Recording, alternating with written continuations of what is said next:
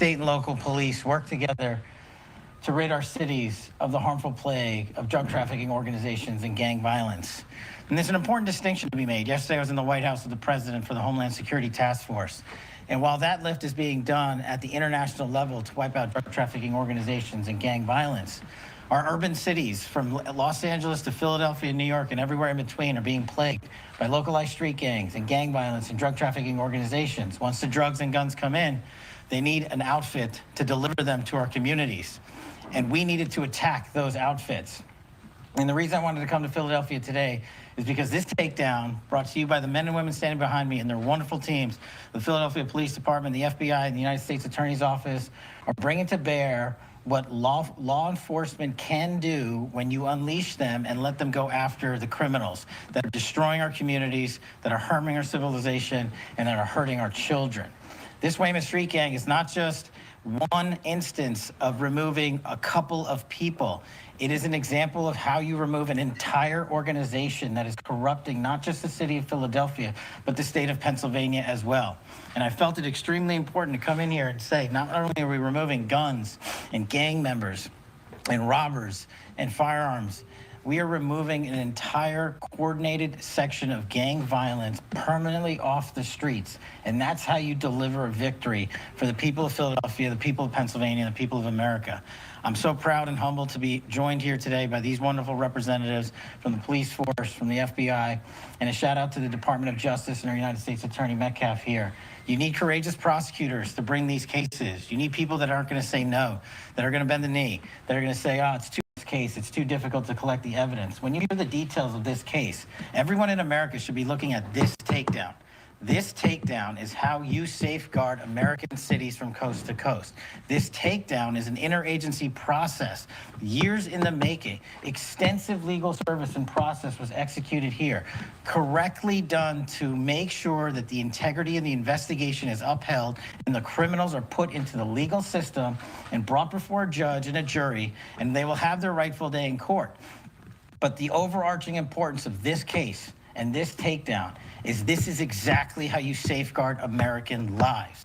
You go after the organizations that are inflicting pain across America in each and every city. And this is my tenure as FBI director. This is one of the largest and most impressive gang takedowns that I have ever seen. So I felt it important to come here and just shake the hands of the brave men and women that did this work. I did not have much of a role in this operation. The FBI brought in an incredible amount of assets to include HRT and SWAT teams, tactical teams to hit houses at the same time. The level of coordination that goes into just the takedown is a small reflection of the level of coordination and planning that goes into making a case like this happen. We have permanently removed a drug trafficking organization out of the streets of Philadelphia, and they're going to stop pouring guns and chemicals and drugs into our communities, and our children are safer today. So I just want to thank the men and women of law enforcement, the U.S. Attorney's Office, and of course, the proud men and women of the FBI who are leading the charge across this country. If anyone out there is watching in your streets, in your communities, this is how you stop gang violence. Thank you. For those doing more than a job. My grandpa was a really hard worker. I think it is tradition and we got to keep. Today, the Drug Enforcement Administration announced a massive to a major Mexican cartel. 19 people have been charged, including Washingtonians and foreign nationals. Fox 14 News reporter Nia Wong. Some of these shipments were so large they were brought here in semi-trucks. Seattle woke up to chaos.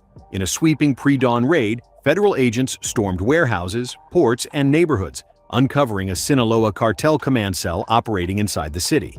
The mission, Operation Take Back America, was an 18-month joint DEA-ICE offensive that exposed how deeply cartels had embedded within U.S. borders.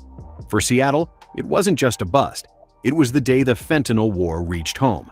And Homeland Security officials say Mexican cartels now are attempting to track, harass, and target immigration and border patrol agents. The numbers told the story better than any headline could. 19 people tied directly to Mexico's Sinaloa cartel faced 37 federal charges, from conspiracy to drug trafficking to weapons violations. The arrests spanned Seattle, Tacoma, and surrounding counties.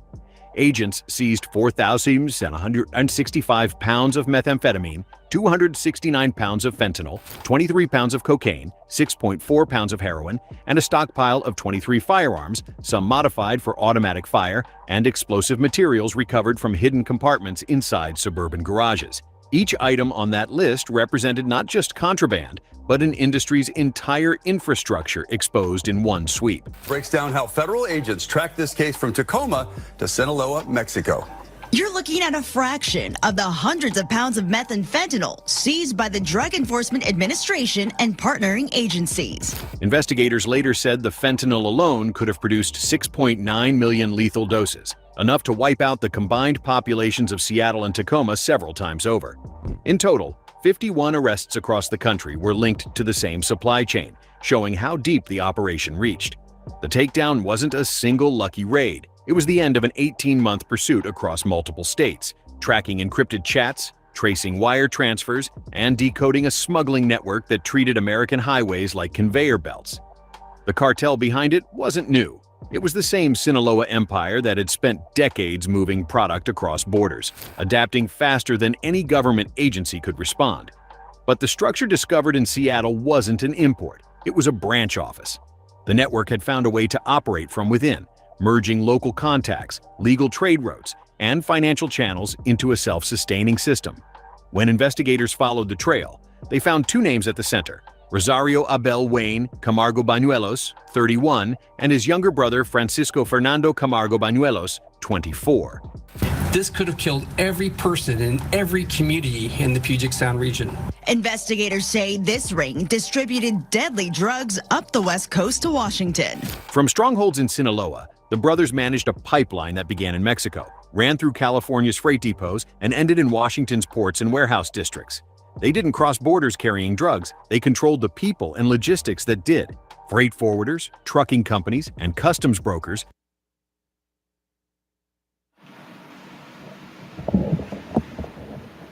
Wow, unbelievable. Huge operation, probably a big money maker. And yeah, pretty crazy, but it's happening all over. I think there's a couple places where they were. And they're taking these guys down. That fentanyl, you don't even have to be around. You don't even have to take it. You just breathe it in, and if you're allergic to it, it could kill you automatically. All right, ladies and gentlemen. So the government is doing their jobs. I mean, that's what you taxpayers pay for. It is a deadly disease, that fentanyl stuff. And what's scary is, these guys come up with different ways to transport it and hide it, and it gets mixed up with pills, that you get from the doctors or whatever, and people die. That's crazy. And if you're allergic to it and you're even around it, it'll kill you. It might explain why a lot of people were dropping like flies. It could be. We've seen videos where police officers have just opened up a bag and passed out, went into OD. So yeah, very scary. I agree with the government. Get that crap off. Get it away. Get it off of the streets. Get it out of the country. And they're protecting us from bad things. A lot of people are worried. Well, what about all these cannabis stores? Well, cannabis is baby crap, I think. It's 2025. That's the least of our problems, And they might leave the cannabis stores alone. The federal government, depending on if it's legal in the state, but still federal government could come in and arrest a cannabis store. It's possible. I don't know. I don't think cannabis is really the problem, and too many people now use it, and it helps with cancer and all kinds of stuff. So that ain't our problem, really. I think it's just this meth and this all this other crap, crazy stuff. So, well, bravo, government. Now, you folks be safe when you do take your medication. Make sure you get it. Make sure if anything happens, you feel funny, you get it from a doctor, or you get it from, report it or go to the hospital, because there have been cases where these pills, they put this fentanyl or whatever they ship it in. It looks like a pill and it gets mixed up. So be safe. God bless everyone. All glory goes to God. Amen. And I'll be back with more info on how many busts they do today. Have a good night.